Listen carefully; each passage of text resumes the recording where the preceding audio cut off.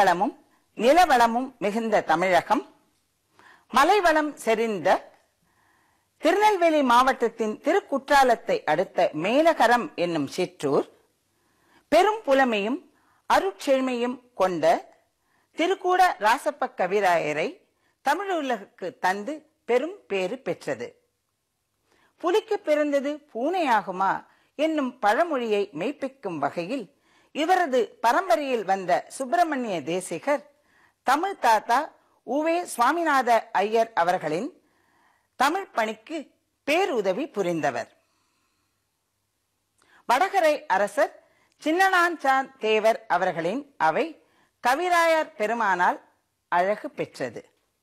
திருச்சியில் தாய்மான பெருமான் செந்தமிழ் செல்வங்களை வாரி வாரி வழங்கிக் கொண்டிருந்த சமயத்தில் தென் தமிழ் நாட்டில் சிவ பரம்பொருளை மெச்சும் தமிழ் இலக்கியங்களை வாரி வாரி வழங்கிய பெருமான் திருக்கூட ராசப்ப கவிராயர்.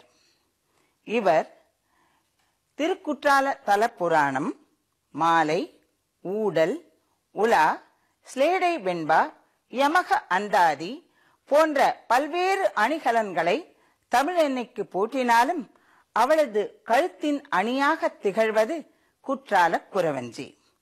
அந்த அணிக்கு நாங்கள் சூட்டும் மற்றொரு அணியே இந்நடன நிகழ்ச்சி.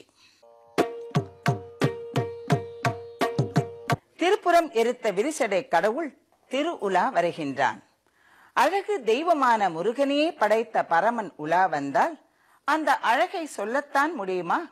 பேதை, பெதுமை, மங்கை, மடந்தை, அறிவை, தெரிவை, பேரிளம் பெண் போன்ற 7 பருவத்து பெண்களும் ஐயனின் மேனி எழில் கண்டு மெய்மறந்து நின்ற நிலையை நாம் காண்கின்றோம்.